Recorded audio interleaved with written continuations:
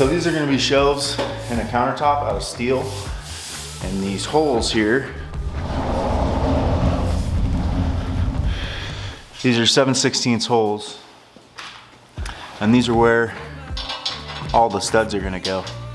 And I'll plug weld them from the back, but we'll get to that. I wanted to show you guys this because I thought it was cool.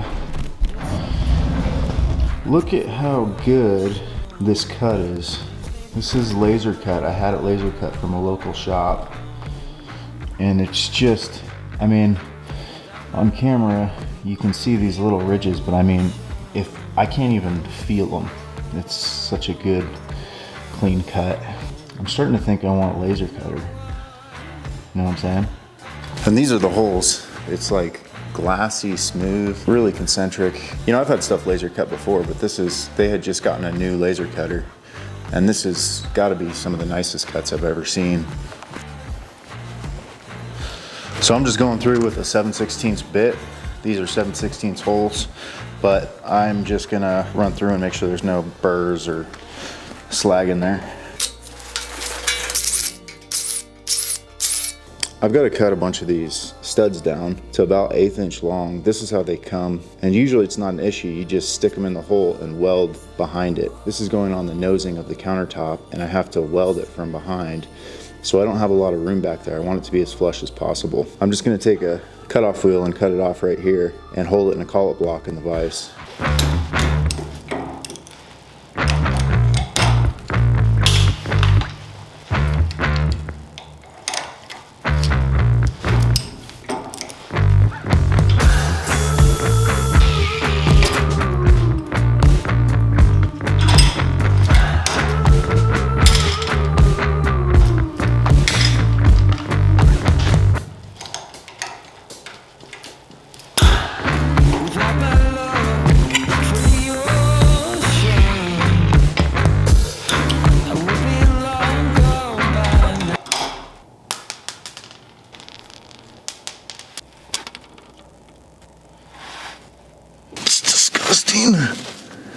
So disgusting.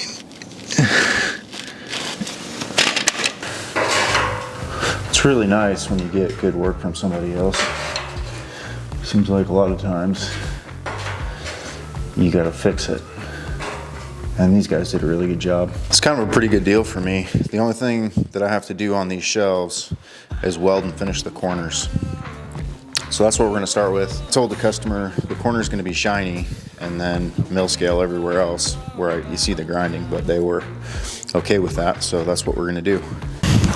These are something else I recently started using, and I wish I would have bought a long time ago. These are great if you move your machine around a lot or you have to take it in the field or whatever. These are gas hose quick connects. So you can disconnect your machine from the bottle, and then there's also one for the regulator, so you don't have to use a wrench every time you disconnect the hoses.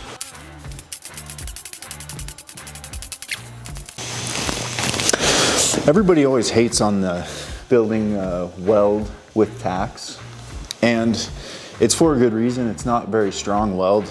It's not how you would want to weld something that was critical. But there are many times when I use that method, and building up a weld so that I can grind it off is one of them, especially on a corner like this when I'm not trying to burn the edges over and I want to keep it tall. Here's an overhead view after I went over it again, and you can see what I mean. You see how this weld is sticking out farther than the plate. So you know that when you grind it, you're going to be able to get it flush without digging into the base metal. Same thing on this side. And like I said, when you're doing something like this, this is the #1 thing. It doesn't matter what it looks like.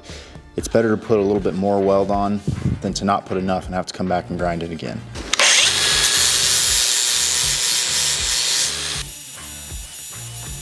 This was where the weld is, right here. And I stopped just when I started scratching this surface.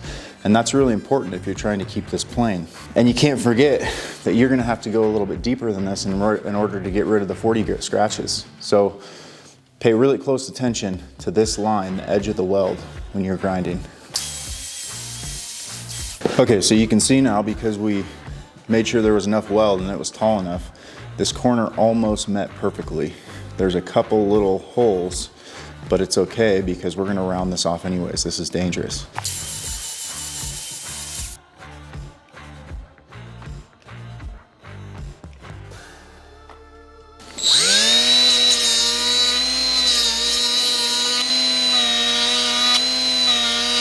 So I got it flipped over and I just need to finish off this little tack here that's sticking out. And this is a little bit more tricky because this whole thing is a radius here because of the bend. This just takes practice.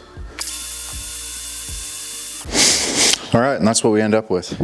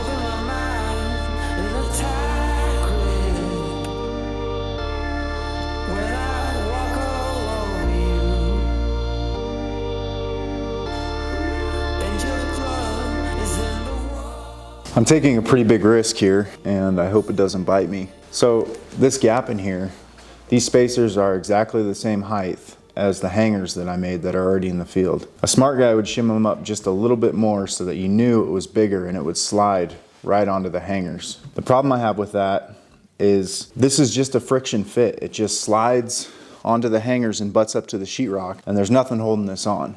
So I want a really good tight fit, but it's a fine line.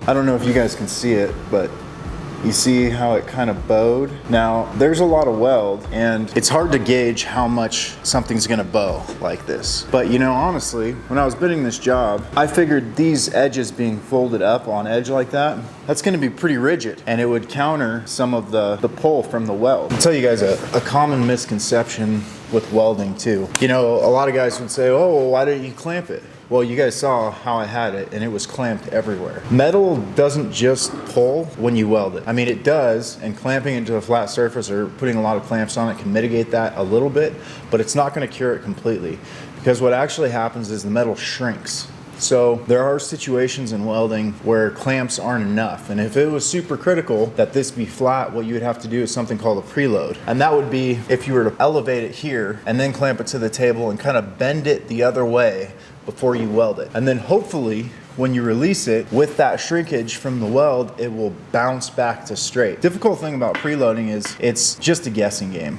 At least for me, I'm still trying to figure out how much to preload stuff. And in this particular circumstance, it wouldn't have worked because this is hollow.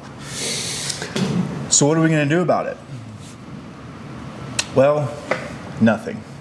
We're gonna let it ride. The hangers that I built are straight, and I'm hoping that that we'll straighten it up a little bit. And the number one thing that we're shooting for is that it isn't visible. You know, there's a lot of times in welding, especially with ornamental steel, and I always tell my helpers this: if it looks straight, it is straight. Now, I'm not saying that you shouldn't try to make everything perfectly square. That's what you always shoot for. It's tough business in that way, especially in the bidding department. All I'm saying is things like this come up. But we're just gonna let this one ride and see how it plays out.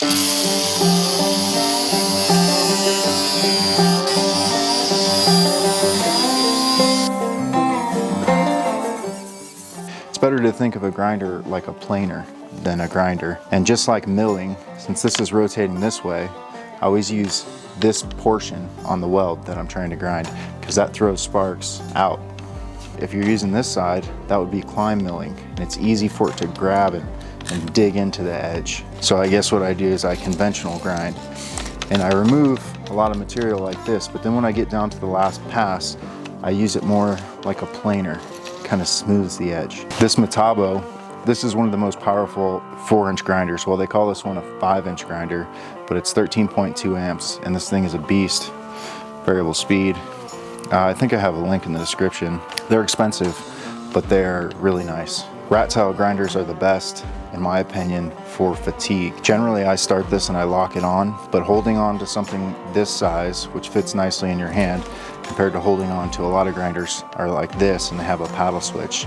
This is a lot more difficult and harder to control.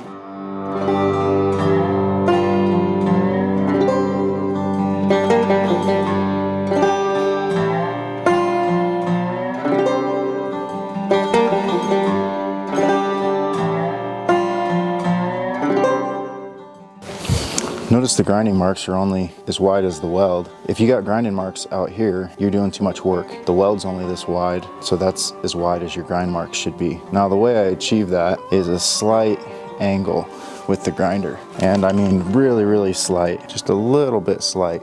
And it's not discernible when it's finished. But that way, when you get to this toe line of the weld, you can stop and you can see it immediately. So you can see it. There's a slight angle there, but it's not much. You know, I don't know what that is. 20 thou. It's not much.